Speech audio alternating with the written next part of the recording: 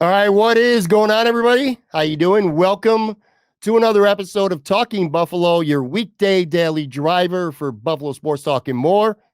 My name is Patrick Moran. Thank you very much for watching, for listening, for following, for subscribing. Appreciate you all. Today is a very special episode, not for one, but for two reasons. Number one, today marks the 6-year anniversary of Talking Buffalo. It was 6 years ago to this date. I had Sal Capaccio on with me, my first ever guest.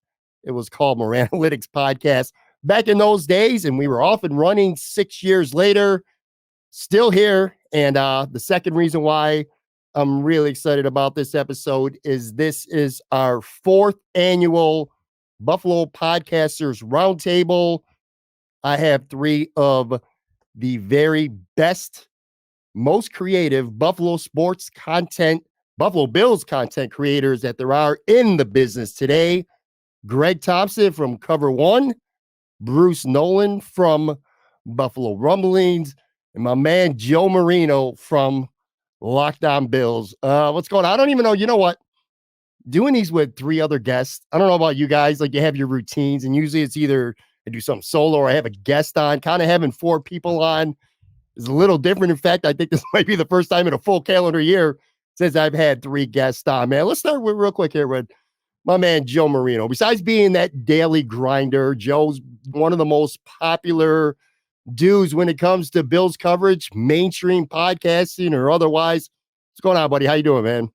Doing well, Pat, man. It's good to be on with you. Congratulations on 6 years. And Thanks. it's pretty impressive that we've been able to do this. This is the fourth time. That's pretty rare. That's pretty rare stuff. So awesome to be back doing this with you guys again. Yeah, and I appreciate you having on. And Greg, my man, the smart guy, the contract guy, the chemistry guy, one of the most likable people in the Buffalo Bills content space. What's going on, dude? How are you? Yeah, it's the same as Joe. It's crazy we've done this this many times. It is one of my favorite conversations because it's normally we're neck deep in Bills roster construction philosophy or whatever, debating on some the feasibility of trading this guy or cutting that guy, and it's nice to talk about other things every once in a while. So I was looking forward to this one. Yeah, and I got to tell you too, I got to plug your salary cap extravaganza that was just on last week. I watched that with you and a bunch of the guys from Cover One. Great stuff as always. And then my man Bruce Nolan, the Bruce exclusive, the character, the gimmick, which is funny because you see, if you're watching on the video side, you get the static image. You all know why. Bruce Nolan is the gimmick, but what you learn and get by listening to him every week is certainly not. What's going on, Bruce? How you doing? Today, I've come to realize that if I was a UFC fighter, it would be Bruce the Gimmick Nolan, is what it would be, because I have been classified as such by Pat Moran. So thank you for that wonderful idea, Pat. I appreciate it. In the event that that is not already my job and becomes my job in the future, then I know exactly what to do. All right, so I kind of want to set the stage for people who might not have heard, us get together over the last 3 years previous to this. This is an episode where we really don't talk about the Buffalo Bills, even though these guys do a great job of covering the team. Today's more about just kind of getting the process down of podcasting itself. I know there's a lot of people out there listening or watching who have their own podcasts. Some people who may be interested, in having a podcast someday. But this episode is kind of about the process of these three gentlemen, how they create content and just podcasting in general. I feel like there's a lot to learn from hearing from you guys, including myself. I always am looking to learn. And let me start here. We'll kind of go like in random order. And if, by the way, if somebody wants to piggyback off what someone else says, feel free to jump in. There's no kind of like real structure here. But I wanted to start by asking, I'll start with you, Greg. how has podcasting changed for you over the last handful of years, whether it's just the content of your show, the audience, just your style, stuff like that. For you, how has podcasting changed over the last handful of years? I think for me, it's been the comfort level that comes with kind of realizing what I'm good at and what I'm not good at, and not feeling the need to have an opinion on everything, not feeling the need to be a source of information on everything. It's one of my most common bits of, whether it's advice or feedback, especially as we've kind of grown things that Cover One and brought on newer, more up and coming show hosts.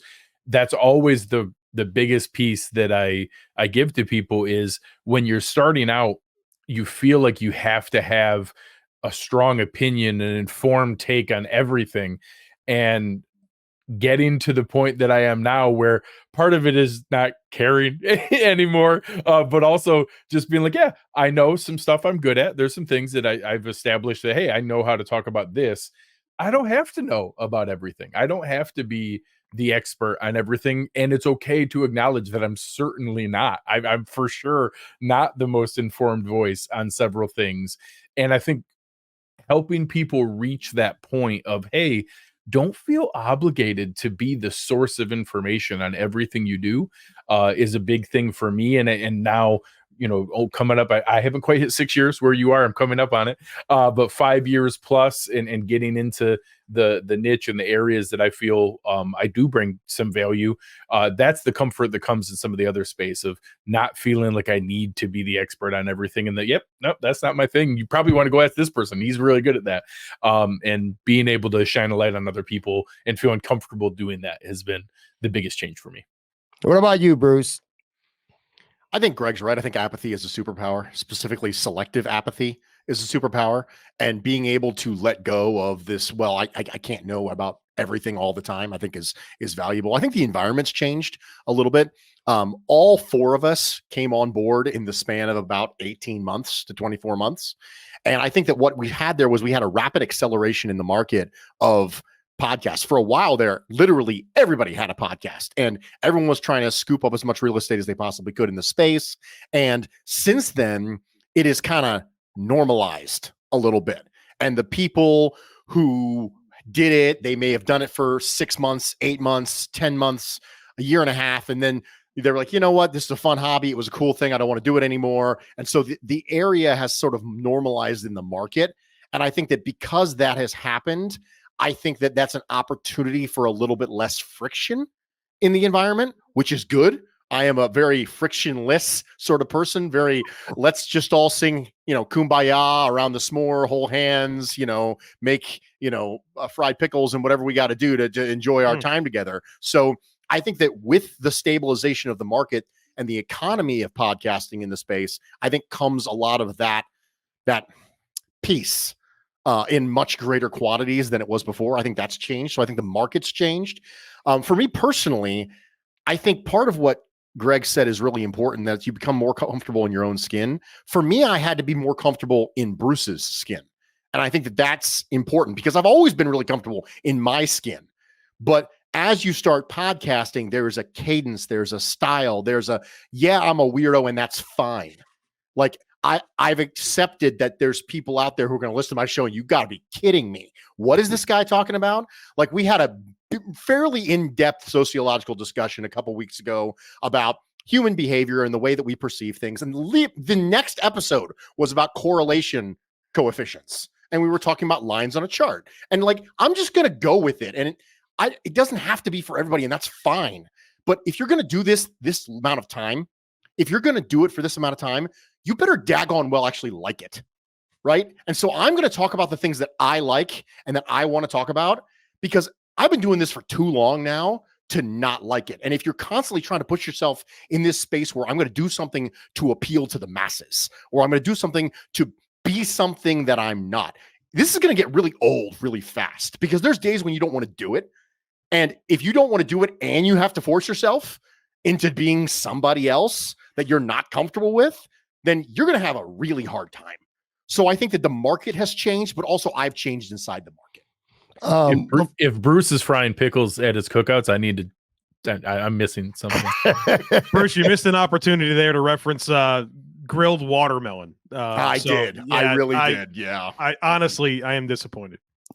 Before I get to Joe, I want to point out something too. Most people already know this, but for the few that don't, I went on a cruise for an example, and I just spent a week, and I had episodes pre-recorded, but I really didn't need to. The difference, and we've said this before, between Joe and the rest of us is this is Joe's living.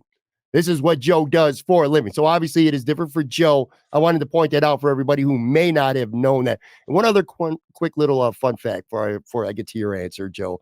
So I had Joe with me last summer live at Imperial Pizza. I did a series, had a lot of guests throughout that summer and fall at Imperial Pizza in South Buffalo. Shout out Imperial Pizza. I got to say this. This is the God's honest truth. And I'm not just saying this because you're on the show today. I truly mean this. I had a pretty impressive roster of guests that were on that series, man. I had Stevie Johnson there. I've had Eric Wood there. I had John Fina there, Sal Capaccio, Tim Graham, Tyler Dunn, a bunch of other people. God's the honest truth. When Joe was there, probably the most well-received, most interested fans actually physically were of anyone I had on. Now, Joe was there with your brother, and people were coming up to you like almost like celebrity like, man, wanting to get pictures with you, hang out, talk to you, get a copy of your book. It was fun to see. It was pretty wild to see. And that ended up being like the second most watched or listened episode of all of 2023. Anyway, I just want to throw that out there and give Joe some props because it was kind of fun to see you have that status, man. People were just really interested in meeting you and coming up there. And there were people who were coming from out of town that actually went to Imperial that night to meet up with Joe. Anyway, I want to throw that out there. Never happens to me, Joe. People love Frank. I appreciate that, Pat. I enjoy doing that with you. And Bill's Mafia has been so good to me, and I'm very, very grateful for that. How has podcasting changed for me? Well, it's become about a lot more than just podcasting. I certainly do my podcasts, and I love it. But I find myself spending a lot of time building community around the podcast. I've recently started a subtext community. I've recently started a Discord community around Locked On Bills, where listeners participate in texting with me, participate in a community of people that want to obviously talk about the Bills and other things that we're interested in. But the common denominator is they all listen to Locked On Bills. And I think that has been so fun to not just, I'm literally looking at a wall, people. There's a computer screen, 3 inches behind it is a wall. It's so cool to no longer just be me talking to people that I know they're there, but to actually start to connect with them. That has been huge. And it's been a big lift. There's no question about it. And I've had to reimagine how I spend my time. But that community component, I think, has been really important for me, and a huge shift in how I spend my time in the work that exists around the podcast. Good answer. Do you guys feel a little bit spoiled in a sense because we all primarily cover the Bills? I mean, you guys exclusively cover the Buffalo Bills. And over the past 5, 6, 7 years, they've been good. And how different do you think it would be for you if you were covering, a perennial losing team like, say, the Buffalo Sabres? Not just in terms of maybe your enthusiasm for wanting to talk about the team, and we can use the Sabres, you can use an NFL team that just hasn't been good in a long time, but also I would think anyway, the fans, the fan relationship with the Bills, generally speaking, at least especially during the regular season anyway, is pretty good because the team is good. Fans are in a better mood. The team is playing well. They're in contention every year.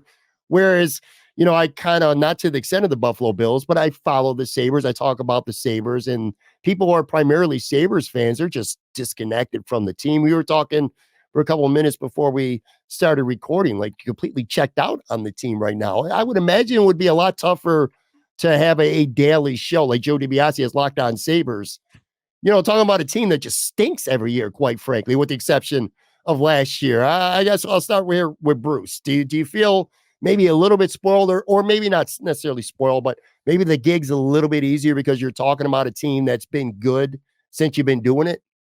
It would have been, I think, worse for the acceleration of listener numbers. I think it would have been worse for, from a numeric adoption standpoint. Mm-hmm. I actually think there may have been a silver lining from an intellectual honesty standpoint, because I think that when the team loses and when they struggle, that's when it's more important than ever that you pay attention to what you're consuming, because it's a lot easier to be wrong with no consequences when the team is good.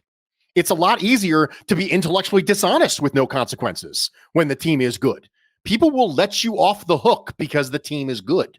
And so you're willing to consume a lot of things, and people don't remember things that you were overly or unnecessarily optimistic about that you got wrong. They remember the things that you were negative about that you got wrong, right? They don't remember that you were pumping up a specific draft prospect that you never actually watched, right? And then they ended up taking him and it was bad. They remember the players that you said, well, I don't think they're very good, and they ended up being good, right? That's just the way the community sort of works, especially in the NFL community. And so I admit that I got spoiled by the fact that the acceleration of my listener base was probably encouraged along by the fact that the team was good. In the long run, when I say long run, let's assume I was doing it for 15 years, right? The chances of your team being bad for 15 years is really, really rare. Unfortunately, the Bills managed to do it. But historically speaking, it's very, very rare. So I think over the course of the long run, it may have actually benefited from weeding out a lot of the people who maybe weren't delivering the most intellectually honest of content. And so, me, I'm an optimist, right? I'm not an optimist, but I'm finding the silver lining in the fact that if we would have hypothetically come into this situation in a less than desirable or less than optimal Buffalo Bills record, that I think there could have been a hidden lining there that would have been good. How about you, Joe? I wonder about this all the time, Pat. I really do. Because I don't live in Buffalo, but I visited a lot throughout the drought years and used to really get excited about turning on WGR when I got close enough to listen to it. And I remember listening to the callers and thinking to myself, there's no way I could talk about this team. There's no way these people would want to hear what I have to say. I just didn't connect with what they were saying. And I had a lot of very strong opinions about all of it, right? Mike Mularkey and Chan Gailey and Dick Duran and Rex Ryan. I had a lot of strong opinions about those people. And one thing that I've learned recently is that when I'm critical about this team, people don't love that, right? They get very defensive. Like imagine saying something bad about Josh Allen, and I'm just being honest about what I see, right? Like sometimes I don't particularly care for some of his turn downs or some critique that I would have for him. And people get very upset by that. And I wonder if those defenses were the same back then, or were people more open to criticism? Because I had a lot of it, and they deserved a lot of it. And I think I came at the right time, and I wonder if and when there's ever a lull in the Bills, what that would look like and how that would be received. But I do have a lot of curiosity about if I would have had success during that period of time, because my fan goggles were not very thick. I knew exactly what the team was. I knew exactly what the problems were. I didn't believe in these clown coaches, but like, did people buy into them? I was on Charlotte Sports Radio 2 years ago. I will never forget this. The Panthers are bad. They've never had consecutive winning season. This is literally what we're talking about, right? And I went on Charlotte Sports Radio and I said, guys, I don't think Matt Corral is going to be your franchise quarterback. They just drafted him. They just traded up for him. They're like, can Matt Corral be the guy? It's like, no, I don't think he can be the guy. And when I tell you, I felt like the city of Charlotte wanted to come to my house and light it on fire because I didn't believe that Matt Corral, who, by the way, last week just signed with the USFL, he didn't make it to year 3 in the NFL, let alone being the Panthers franchise quarterback. They were very defensive. Did Bills fans have that same level of defense towards, okay, you can't talk bad about what's going on here when it's just obviously bad? So I speculate on this a lot. I'm glad I showed up when I did. Greg, let me ask you, because I think of you and your partner, Aaron Quinn. And again, if you were covering the Sabres, I just feel like, especially I'm thinking about Aaron in my mind as I ask you this. It's just the life being sucked out of him, having to talk about the Sabres once or twice a week during the season. But on a serious note, like, what's your take on that, covering a team that's been pretty good? So I think we have a very, not falsely inflated because it's been reality, but we have a very slanted view of what our experience is. When you're only covering a team that has only ever had moderate success, like obviously we haven't won a trophy, haven't made it to a Super Bowl, but if all the different things that we talk about, playoffs 5 out of 6 years, 4 straight years double-digit wins, 4 straight years division championship, 4 straight years the playoff win. There's the expectations and pressure, and we all analyze that on the show. There's also an incredible buoy of interest. We were talking pre-show about the drop-off in what happens to listenership, downloads, views, clicks after the season ends, after a win versus after a loss. The number of people who have started podcasts, even not sustained for a long time, but for a while could do it based purely on, you guys know how social media works. You pound your chest and have to figure out a way to have a stronger, more ridiculous take than the most ridiculous take, and you can just talk flamboyantly about the team because most of the time they're going to back you up. People that before, and to Joe's point, it might have been more of a downward spiral if the proliferation of podcasting opened up in 2005 and started to build through there, and we went through maybe not all 17 years of the drought, but say someone had started a show and was in year 12, 13, 14, 15, we talked about our dear friend Drew Gear and that they've been doing this for 8 or 9 years. Yeah. And that means that only like 3 of those years, 4 of those years were pre-playoff run and pre-McDermott and pre-Josh Allen. I think that we are, in that sense, incredibly spoiled and not entitled, because I think all of us know the reason that all of us are still doing this is we realize how much work goes into doing this and are willing to continue to do that work. There are a ton of people right now who do shows who would not through that stretch. They would not have continued to put the work in. They would not have been willing to. I'm going to tell myself that I would, and I don't even know if that's true.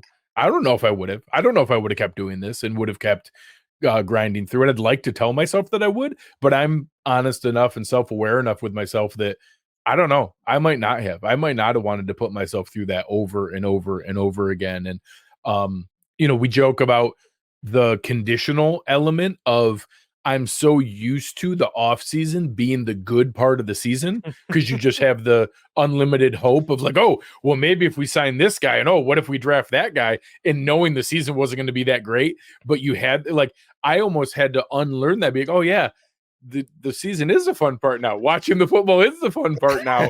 And so I think I would have liked that part during the drought era of I would have loved the roster construction element and all the salary cap side of it and everything like that. But I might not have made it through all those seasons. And imagine if we had done shows after the 6-0 start and then dropping 11 out of the last 12 or whatever the finish was that season. 7-9.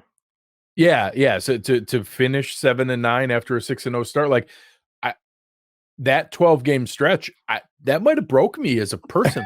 I don't know if I could have done that post game shows losing 11 out of 12. I might have just been, it would have been like Bob Uecker in Major League by the end of the season, just openly drinking during the show. And I think everyone's temperament would matter too if you're covering a team that's a losing team, because of the comments you would get from the podcast, tweets on social media, which I want to actually get to in a few minutes. One thing that I've noticed over the last couple of years about all three of you, and I like this a lot, and again, this being the fourth year in a row we've gotten together and do this. I'll go back to even maybe say the first time we did this, and you guys, it may matter to you, maybe it doesn't on a personal level, but kind of talk about the respect, and I see it, so I know it for sure with all three of you, the respect that you guys have earned with the mainstream media. I remember early on with podcasts, and it's still like that to an extent, but it used to almost kind of be like a battle.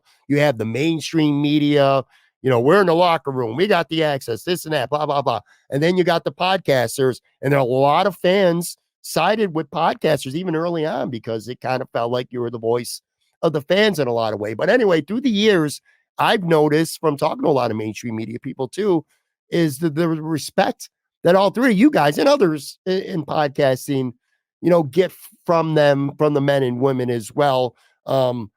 I've heard it. I've seen it a lot. I've never really heard anybody from the mainstream media, whether it was on camera conversations I've had with them, whether it was off camera, just nothing but positive things to say about you guys. And I hear you guys on WGR a lot. You know what I mean? And this is not, no exaggeration. You guys are, all three of you are on that level now where I look at mainstream media, and there's just a lot of respect between them and you guys. Just talk about that, like going on GR and just feel like you're part of that community now as well, if that matters to you.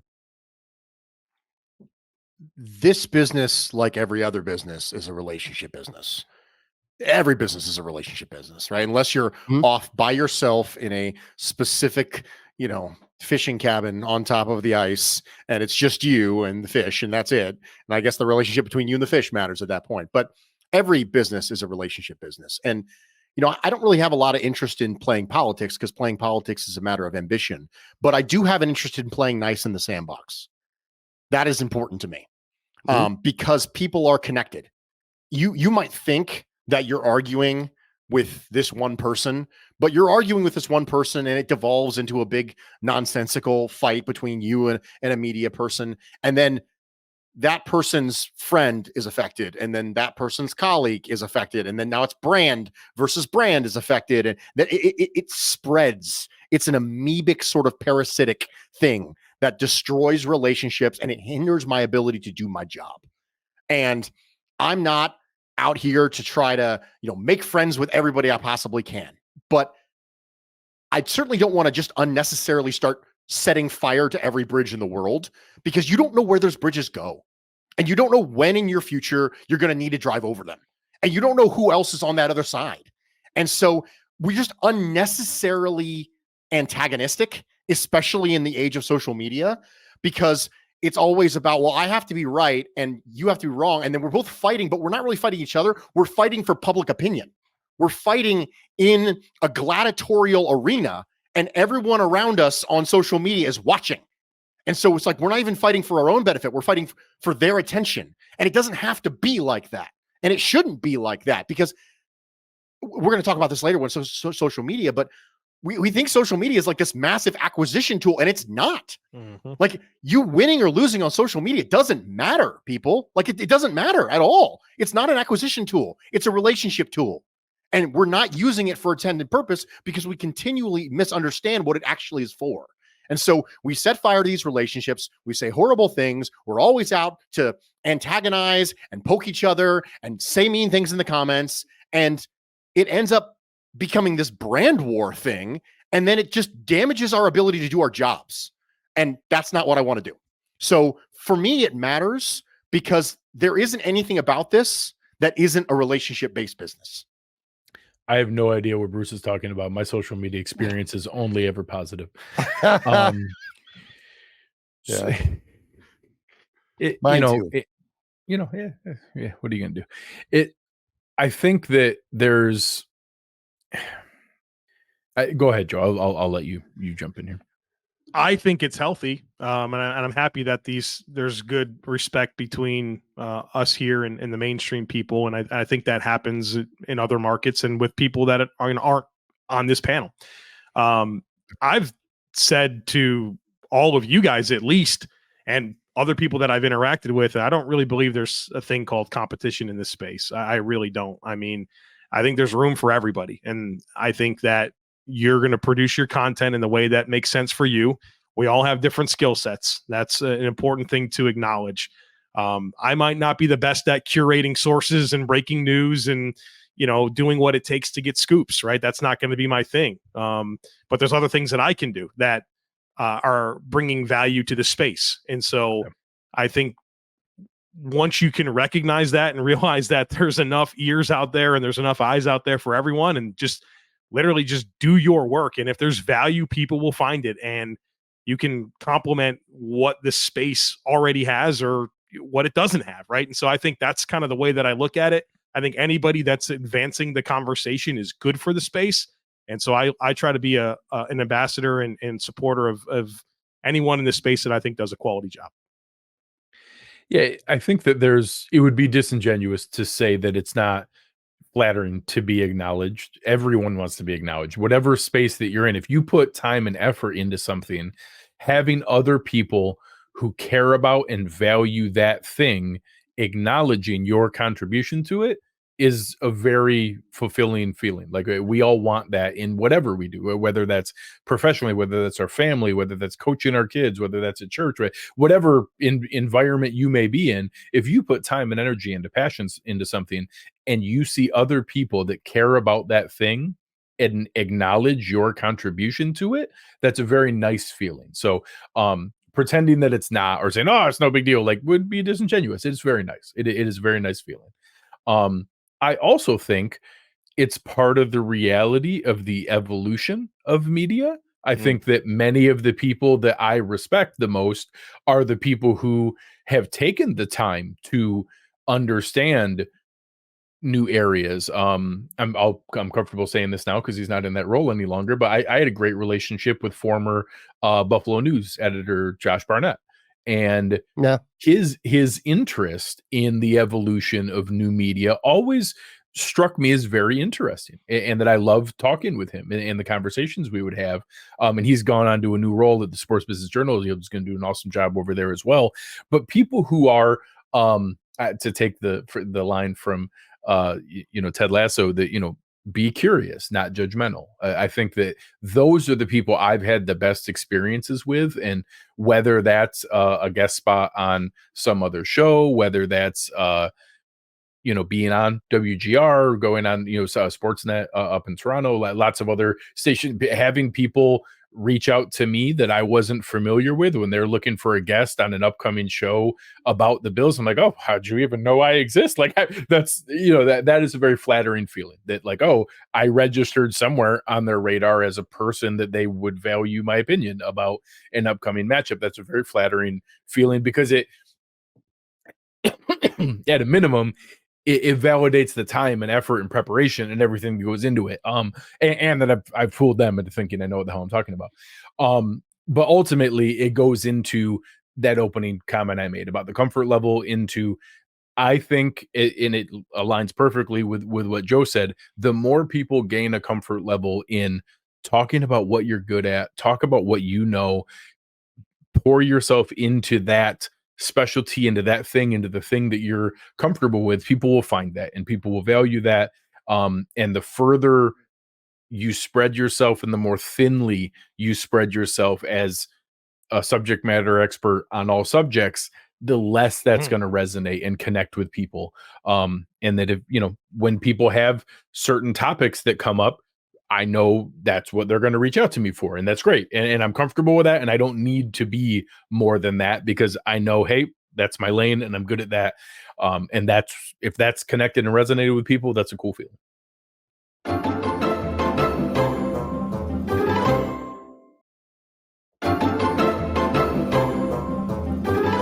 All right, I am back here on this 6th anniversary edition of Talking Buffalo. Greg Tompsett, cover 1, Bruce Nolan, the Bruce exclusive, Joe Marino from Locked On Bills. All right, so for years now, people tune in, whether they're watching, they're listening, they hear your shows, they watch your shows.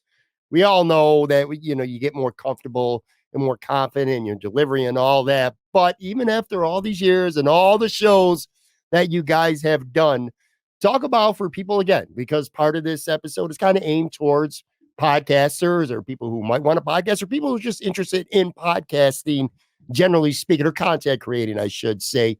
Talk about maybe 1 or 2 of the things that you guys still find yourself struggling with a little bit from time to time, even after all these episodes and all these years. We'll start with you, Bruce. This is going to sound very strange given the discussion about me being the gimmick earlier, but I think a part of me still has imposter syndrome after all this time.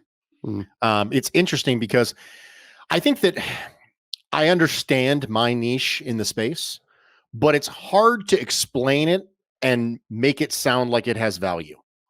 So I love to watch film, right? But I'm not Eric. I love the draft, but I'm not Joe. I love the salary cap stuff, but I'm not Greg, right? And so the thing that we just talked about, how, you can be a jack of all trades and a master of none. And that's actually probably not a good thing, right? That's a thing that I worry about literally all the time, right? Because my niche has always been very philosophically based, right? That's the spot where I shine. That's the space people go, okay, we're going to reframe this thought. We're going to process this stuff. I can do an entire 30-minute pod on some sort of logical tenet that busts into and intersects with the Buffalo Bills. And that's a very strange niche. And so you understand and are easily accessible to the information how those other things have value. It's harder to explain and to explain to yourself how your talent, your niche has value. It's really, really difficult to try and explain it to somebody else, but it's also difficult to explain it to yourself. And so I still have those moments. And then when I have those moments, the way I get out of those moments is go, I don't care. I like doing it, and that's good enough for me. That's the way I talk myself out of that. When I have a moment, I go, who cares? It doesn't matter. I don't care. I like doing it. I had a good time recording this podcast. I thought it was intellectually stimulating, and that's good enough for me. And I'm going to walk away from it and go, I'm going to listen back tomorrow, and I'm going to think that was fun. And then I'm going to take some notes, and I'm going to try it again next week. And that's all it has to be. And so that's the cycle that I go through frequently. It's a little bit like somebody who's going through like a midlife crisis, and they'll have like some existential dread, and then they'll come around and be like, all right, right. And then 2 weeks from now, they'll have a little bit of existential dread again, and they'll come around. It's very similar to that, except it happens weekly, and it's about podcasting. Bruce, quick follow-up question too, because I know a lot of people want to know this. Has there ever been a time where you have at least considered dropping the gimmick, so to speak, letting people know who you really are? I remember one time where we had a little promotion going where if you had a certain amount of followers, you're going to reveal an elbow, stuff like that. But have you ever at least gave thought to possibly saying, you know what, I'm not Bruce Nolan, I'm so-and-so, and this is what it is? Has that ever crossed your mind? Or are you just completely 100% content to keep doing what you do right now? It has never crossed my mind. No, not a single time. I think I think that distinction is extremely important to me on an emotional level. I think it's really important for me to have the distinction between Bruce Nolan and whatever my real name is. Mm-hmm. And so I think that's a value to me mentally. And so I'm going to keep it. And I have, you never say never, right? But I have a very, very hard time imagining a world where that's not the case. All right. See, I'm way more vain than you, man. If I had the fan base that you did and the respect that you did, I'd want everyone to know who the hell I was. That's just me, though, being vain as hell. Anyway, Joe, what are your thoughts? Couple things. And now you're doing video, every day, too, along with the audio. And I know that was a process as well. But even to this day, what are a couple challenges that you still have? Two things come to mind. First of all, and maybe this would surprise you guys, and maybe I've said this in the past. I was wondering if I'd said this in the past. I am nervous every single time. Every single day when I hit record, I got to get myself like in a place where I'm like, okay, your show's good. You have a good outline. If this is the only time somebody ever listens to you, it will be good enough, right? They'll want to come back. And I do 2 daily podcasts, Locked On NFL Scouting, Locked On Bills. Every single time I'm nervous. And I think that's healthy to an extent. I think if you think you arrived and you're just God's gift to podcasting, well, let me tell you what, time to get humble. But no, I come in with a healthy nervousness every single day. I don't know if that's something I guess the word struggle invoked me to think, yeah, you know what? Every single time before I push record, I'm like, okay, here it is. I got to have clear thoughts and hope that this lands. The other thing that I think I need to do a better job of, and I wonder if my daily model gets in the way of this. I don't do a good enough job marketing my content or like splicing it out, creating reels, having a presence on TikTok, having more of a presence on Instagram, doing anything on Facebook. I mean, I just don't do a good enough job. And I think I don't know. I couldn't tell you why. It's probably just lazy. Like I just don't feel like taking the time to consider, okay, what 90 seconds or 60 seconds was clippable that would be potentially good for not just promoting that episode, but maybe giving people a taste of how I communicate and, try to find my next listener. So I think that nervousness, I hope that doesn't go away. I like that about me. It's a little bit annoying, but I like that. But I think it's fair to reference as a struggle. But, I think I could do a better job of helping myself with some of the ways that I market my content. Okay. I think both guys touched on the same areas that I would go to. One on, not wanting to feel uncomfortable, or that I have to put myself into a space of like, oh, hey, everybody's talking about this, I better have a take on it. And some of that is realistic in that, hey, yes, I mean, I need to remain relevant, but not forcing myself out of my, sphere of knowledge. And I think the other piece that Joe touched on is another one for me, the most tactical for me, is just the evolution of social media and the internet and technology. I will say, I'll give kudos to my business partner, Eric Turner. He's really savvy with a lot of new technology in utilizing things like Chat GPT, in just, hey, you don't have to like have everything phrased perfectly. And if you want something to sound more professional in your show description, in your tweet, in your write up, in your summary, you put some bullet points in there and then have them kick around a couple different phrasings and like, oh, I like that, I'll tweak that a little bit. Or it may be like Aaron's skill set from a visual stimulation standpoint, and like finding really you know creative thumbnails that when you're scrolling through that could capture somebody's attention. To do that is not my skill set. I am not good at that. I'm very thankful that I partner with people who are really, really good at that kind of thing. And that leans into what Joe talked about, in that, hey, what is the smartest way that, it's not just vanity. Like I think there is a piece of it to what you talked about, Pat, that obviously we do care about wanting to have our name and our voice out there and things like that, and wanting there to be value in what we do. But part of that is also like, hey, you have an obligation to keep up in what the current technology is, how you reach people, how that comes across. And when I see people finding smart ways to do that, and whether it's being able to find a short clip to promote your show, and realizing that, hey, you can put that on an Instagram reel or in a story, you can put that in a Facebook reel, you can put that on a TikTok, you can put that into a YouTube short, and learning like, okay, I don't have to like find specialized ways to do each one.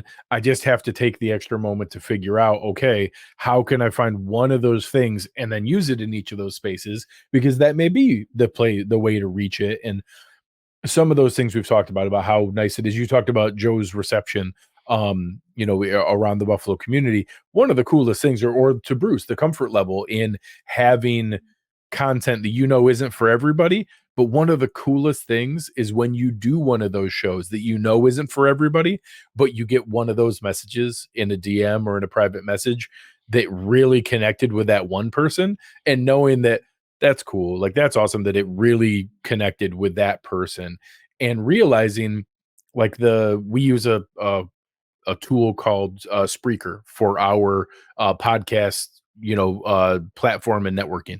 And I get messages back from people that listen to me on a thing that I didn't know existed. Like that I was not aware that was a thing that was out there in any internet site or app or anything. And be like, oh, cool, thank you, that's awesome. I didn't even know I was on that, just because it's a new one that they added, and it goes out there, and I'll get a message back from somebody that, oh, I heard of you on whatever it might be. And knowing that, like, hey, leaning into some of those tools that help with that, or people that have that skill set, or forcing yourself a little bit beyond your comfort zone to be able to do that, goes a long ways. And God bless the people who like to spend time on Facebook, but there's a market out there that people want to listen to that, and want to have their video clips on there, want to have their discussions in the comments on there. And if you're willing to invest in that time, there's a place where people want to talk to you about what we care about and what we're putting out there, and finding more ways to engage with that, and finding efficient ways to do that with our time, I think is my biggest challenge, to be able to remain relevant in what we do. I think for podcasters, aspiring podcasters out there, that consistency is a very big thing as well. Joe spoke earlier about not necessarily the space being a competition, and I fully agree with that. But at the same token, if I'm a regular daily Locked On Bills listener, and 2 out of every 5 episodes, for whatever reason, there is no Locked On Bills that day. Eventually, I'm going to find something else to listen to, and I might like that show. And now I might start listening to that show as much. And that's definitely a way to lose some of your audience. I remember having a conversation with Bruce. I don't remember if it was on one of these roundtables or it was just when I had Bruce on the show individually, but something that stuck out with me that I thought was weird at the time was because Bruce, the Bruce exclusive drops on Thursday, and he would have an episode on Thanksgiving. And I used to be like, that's really weird, man. Nobody's going to be listening to the Bruce exclusive on Thanksgiving. And maybe I was completely wrong, but my point was, I remember Bruce just talking about the consistency of if you're going to have a show, when you're supposed to have a show, then you have a show. Now, sometimes, things happen, family emergencies, whatever. You're unable, you get sick and things happen. But I'm talking on a regular basis, just to be consistent, kind of talk about the significance of being consistent. And I know sometimes you guys might have to get behind the mic and record when there are other things going on in your life, but you're supposed to have an episode, and people, in your cases, you all have large audiences. They're expecting it. So you got to do your best to deliver consistently as possible. I'll start with you, Joe. Real quick, I'll give a quick peek behind the curtain. The number one reason that if people ever see like shows or hosts or different personalities that aren't a good fit or don't work out with Cover One, that's the reason. Really? By far number one is we expect consistency. We expect that, hey, everybody has family emergencies come up. I have not been available every single Wednesday and every single Sunday for 5 years. Sure. There's an awful lot of them. my percentage is real high. Yeah. And by far the number one reason of things not working out with a host or a content creator or someone or one of our shows is we just didn't think they were built for it. And that's part of it. Is like, hey, people expect this. We put out a schedule. People expect content at this time. And it needs to be an exception when it doesn't come through. Sure. What do you think, Joe? And now again, you're somebody who puts out not just 5 Locked On Bills episodes, but also draft episodes as well. So, I mean, the plate is full for you, but I'm sure you understand, and podcasters out there who are watching and listening, the value of being consistent with your work. Yeah, I think one of my guiding principles in life, which obviously applies to my work, is that there is no quality without consistency. Right. I'll say it again, there's no quality without consistency.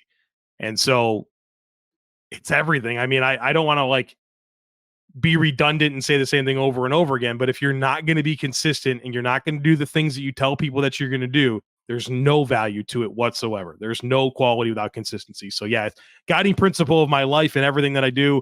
And I certainly apply that to my podcasting efforts. Now, Bruce, like I said, you were kind of like what you said, and I don't remember when it was, but I know that it resonated with me because I kind of changed, because there was a time where I was like, whatever, man, I miss a couple episodes, but I try really hard not to do that anymore. I just went on a cruise and I spent many hours pre-recording content so that even when I was in the middle of the sea, episodes would still drop that day. Just talk about, like I said, you kind of taught me that with the consistency.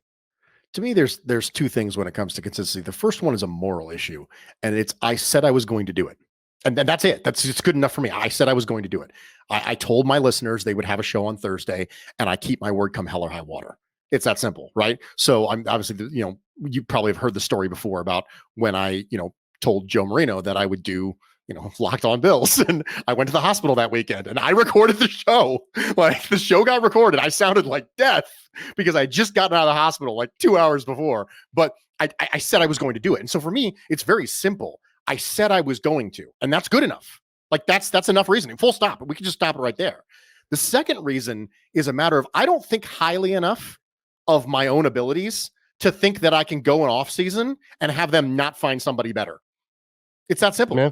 No, I agree with Joe that, the competition thing, but I don't think so highly of myself that they're going to be waiting around for 3 months going, gosh, I sure hope Bruce comes back.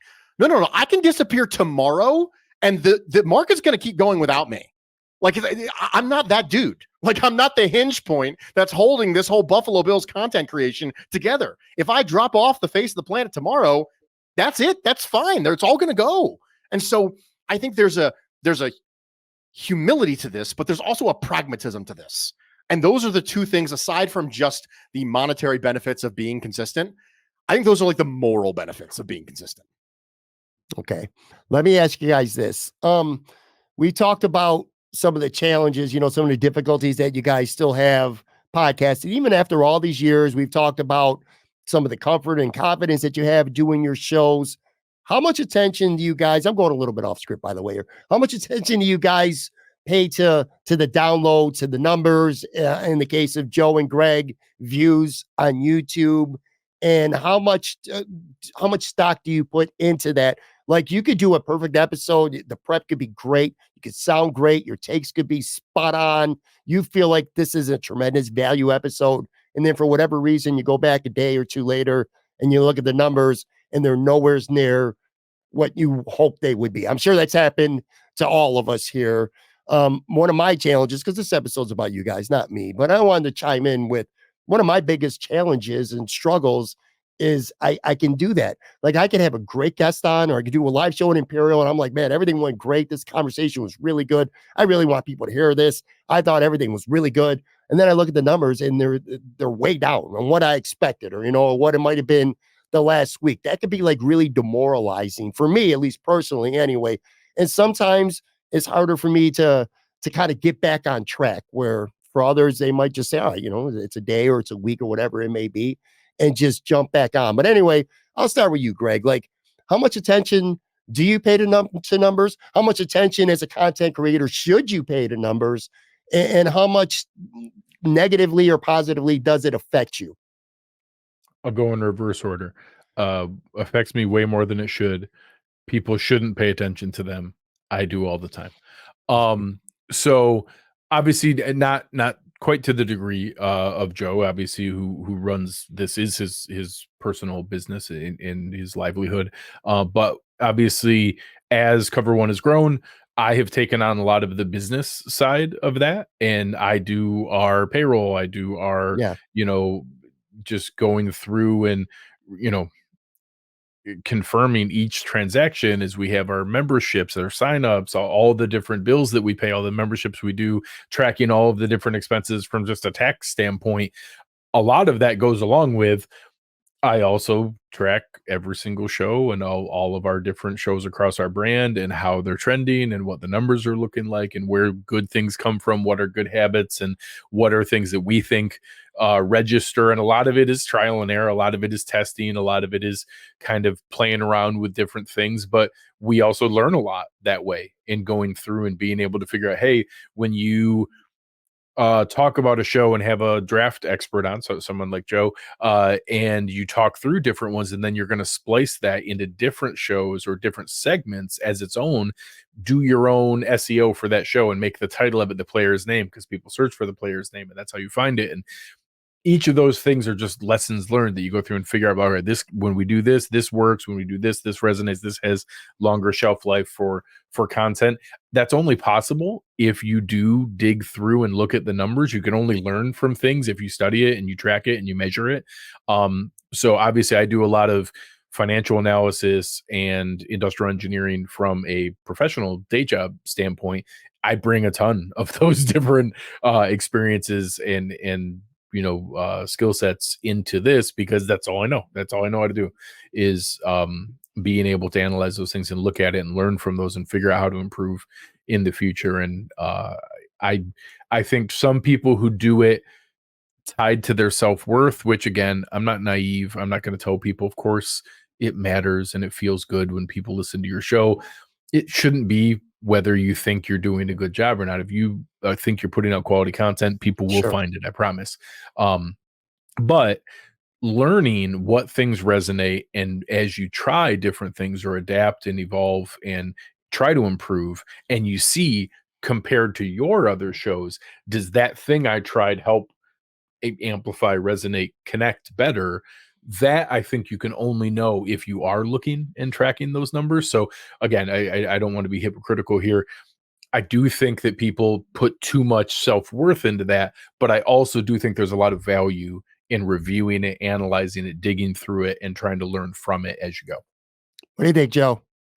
Yeah, I mean, I look at the numbers every day. I think they're important, and not necessarily because I want to have as many as possible, but I want to know what's resonating, what's not resonating. YouTube is so unique. I think on the audio side, those numbers are very consistent. I've obviously been doing it for over 5 years. I kind of have a feel for where those are going to land. The YouTube side, something could pop off. You know what I mean? Like you just get the comments going or something. It will pop off in ways that you never anticipated. So I try to like, okay, well, what was it? Well, what are the common denominators? And usually it's either, well, the Bills added a player of some sort, or they had a catastrophic loss and all the hate listens want to come in and watch me be sad about the Bills losing. Right. So that's usually the ones that pop off. But here's what I want to get to with this. And my apologies if one of you guys said this to me. It might have been Bruce. It could have been somebody else at some other point. But when they were talking about numbers and they said, somebody said this, they said, if you were in a room and you were doing your podcast and there were 50 people in that room, would you take it seriously? Of course you would. Yeah. Of course you would. And so like, if you're doing a podcast and 50 people listen to it, and maybe I don't know what numbers are for people, and that's discouraging to you, that's still 50 people. Like imagine that being in a room and you don't get to 75 or 100 or 1,000 or 10,000 or 50,000 without the 50, right? So I think they matter, but it doesn't need to take away from what you're doing. Now, if you're getting 50, if you've been doing it for years, you're doing the best you can, and you're getting 50, might not be for you, right? Might not be resonating with people, but I still think that there's some value to like take it. Like if those numbers aren't where you want them to be, imagine though that many people being in a room and you did a presentation to them and how seriously you would have taken it. What do you think, Bruce? Anyone who has looked at any of my show titles or show notes recently will probably tell you that there's probably not somebody who cares less about it than I do. I cared a lot about it when I first got to Buffalo Rumblings, and I'll tell you why. I cared about it because I wanted to prove to them that they did the right thing by bringing me on. That's why I cared about it. I wanted to make sure that they knew that they didn't make a mistake and that I belonged. And then once that threshold was crossed, once I was like, yeah, I can play in this space, I see it once a week when I go to do my show because it's on the front page, right? And aside from that, I've never looked. Aside from that, I know full well that if I put Josh Allen in the title, I will get more listens, and I refuse to do it. So it's just the way it works. I know how it works. I can vouch there is no one in our space who cares less about search engine optimization than Bruce. I can swear, I can vouch for that 100%. Yeah, I do this for me. Like I like to do it. Once I cross the threshold, right, of I belong in this space, like Buffalo Rumblings is glad to keep me, then I'm just like, okay, I don't have to prove anything at that point anymore. It's not going to be a job for me full time. It was never going to be a job for me full time. I'm not sure a lot of people would be interested in an anonymous podcaster, right, as part of their roster. And so for me, to me, your level of care should be your level of ambition. What are you going towards, right? Greg's trying to grow a brand, man. He's trying to grow Cover One. Eric put him in charge of the business side. He better daggone well pay attention to this. Joe better daggone well pay attention to this, right? They need to. They should care. I don't need to care, so I don't. And because if I do things that are consistently outside my need, I'm just going to stress myself out. You're doing a bunch of things and you're causing yourself a bunch of stress that you don't need. If I needed to, then I would. For a minute there, I was in charge of the Buffalo Rumblings vidcast side, right? I didn't want to be in charge of that. I was just there. It was just kind of a thing where I was there to set it up and set up payroll and set up the situation. And I cared for that time because I needed to care for that time. And then I stopped doing it and I stopped caring about it. And I have no idea how the vidcast network's doing for Buffalo Rumblings. I haven't even looked. And so for me, it's a matter of just care as much as you need to care for the responsibility that you have. And That's so great. I think the stress comes when you start to step outside that. And I don't step outside that. All right. I got one more topic for you. I also want to make a statement too. We're not going to dive into this as a topic, but kind of want to make a statement, advice, people podcasting out there. I would say, listen, you can learn a lot from people by listening to them, listening to other shows. You three, one of the biggest reasons why I've wanted to have you three on going on 4 years now is because I kind of feel like I learn different things by watching or listening to all three of you. Every time I turn on the Bruce exclusive, I feel like I'm going to learn something. And I do, for sure. When I turn on Locked On Bills every day with Joe, I kind of feel like even though you're talking to thousands of people a day, it almost sounds like you're talking to me. You know what I mean? It's almost like you're talking to an audience of one, even though you have an audience that's really big. With Greg and with Aaron on cover one, I'm almost like jealous of that natural chemistry that the two of them have. And I'm always trying to replicate that with other people, which you can. It's really hard to do. You either have chemistry with somebody or you don't. If I didn't know any better, I would think that Greg and Aaron have known each other for 25 years and that they've been doing a show together for 15 years. And I just think that's something you can't replicate. So anyway, my point to everybody out there watching and listening is watch other shows, watch their styles, what they're good at, and kind of learn from them and implement that into what you want to do with your show. Last topic here, and then I'll let you go. I appreciate your time. Navigating social media. I mean, that's part of the gig, whether you want it to be or not. Social media is important. How important it is, maybe, that varies on people or how much you let it get to you. This is probably my biggest weakness. I wear my heart on my sleeve. I get too emotional. I just ramp up too much. I'm an idiot. I say some stupid shit sometimes where I should just shut up. And you're not going to win an argument. You're not going to make somebody change their mind. And it's a process I'm still learning. But anyway, we'll wrap up by doing this. All three of you just kind of talk for a minute about navigating social media, because it obviously can have tremendous benefit for you, for your brand, for your show, but it can also be a real pain in the ass. And you see the best of people and you see the worst of people. I'll start with you, Greg. So I'll say one, I'm jealous of the discipline that the two gentlemen on the show with me have compared to myself. Both of them are very good at either removing themselves, removing the other people, not swimming in those waters. I have just accepted that I am what I am. I genuinely enjoy debating and arguing things. Like, it's not like I like the sport of it. I enjoy the feeling of it. I can find myself and feel myself taking a contrary view to what I even think or agree with, just for the fun of it, to see if I can win an argument on something I don't even really believe in all that much. And it's just self-awareness and comfort level. I've gotten better slightly over time of dialing myself back, letting myself remove myself from it, and not going too far down the rabbit hole. But I like it. I enjoy it. I like arguing and debating about things, and I let myself do it just because I have fun with it, and I want to be able to get into it sometimes. So I try to save me from myself sometimes, and I've gotten better about, I know myself well enough professionally in my day job, where I just have to flip my phone over or put it in the other room because I got to get stuff done, and I can't trust myself not to go back to that argument or to see if somebody else replied back again because I want to go back at them again. But I also know that I like it and enjoy it, and it's part of the fun of having a platform is people do care about what I say. So I let myself swim in those waters more than I should. But it's, I do pride myself on, I'm pretty self-aware. I know my strengths, but I also know my weaknesses. And it is what it is. And I've come to terms with it. What about you, Bruce? Quickly here. I mean, I kind of wish I could be like you sometimes. I know you've mastered the mute function quite often there on Twitter. Maybe I should do that as well. Although I'm kind of like Greg too. I kind of like sparring. I just take it over the line sometimes too much. But anyway, what's your take, Bruce? As I mentioned earlier, I think we consistently think sometimes that social media is an acquisition tool when the metrics have proven that's not the case. But I'll tell you what it is. I think it's a relationship deepening tool. I think there's plenty of people who listen to my show, and then I know this because they've emailed me. They listen to my show and then they go find me on social media because they want to get to know me better. And so I think there's a level of ability that I have to humanize myself. And I know that's more difficult for me because you don't see my face. I'm not using my real name. You don't know anything about me.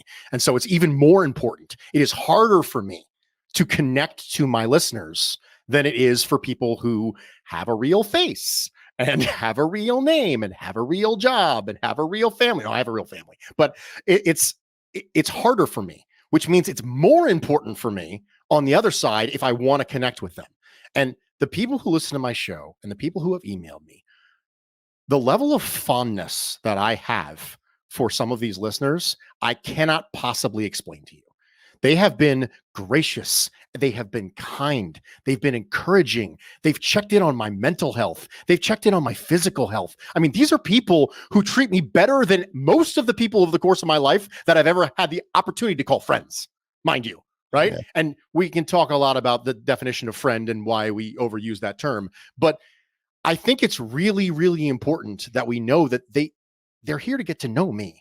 So you know what? Yeah, I am going to tweet that funny thing that my wife said, because you get to know me. And when they know you, they're going to give you grace, because that's my experience. They've shown you grace. So when I get on my pod and I say something stupid, because, you know, that never happens. But when that happens, they show me grace because they know me. And the only reason they got to know me when they otherwise wouldn't have is because I let them in on social media. And so that's the way I navigate that. And there are people who I don't want to let in and I have no interest in connecting with, and those people get muted, which is why there's thousands upon thousands upon thousands upon thousands of them on social media. But for me, I just think we frame what it is wrong. And we think that somehow like this is the universe here. We're out on X, and whatever happens on X, man, that's the universe, right? You're not going to acquire a lot of listeners, but you might deepen your relationship. It's more of a retention tool. If you want to look at it from an efficiency standpoint, it's much more of an efficiency tool and a retention tool than it is an acquisition tool. It's a relationship thing. It's social media. And we do the media part, but we forget the social part. Yeah. I'll give you the last word here, Joe. Well, first of all, Pat, you make whatever changes you need to make on your social media behaviors, but please keep us posted on Pat versus food. That's the one request. Yes. Nothing quite like Pat suffering through a Ben and Jerry's pint. You know what I mean? At 11 o'clock on a Friday. We need to know about it. Must have that content. Or what was how many chicken sandwiches you ate that one time? Yeah. I die every time I see Pat versus food. And Greg, you make whatever changes you need to make, but your non-Bills tweets are honestly the best ones, like where you're just like quote tweet something and like you take me back to my headspace of like when I was 18 years old sometimes, and I just bust out laughing. And so I appreciate that about you.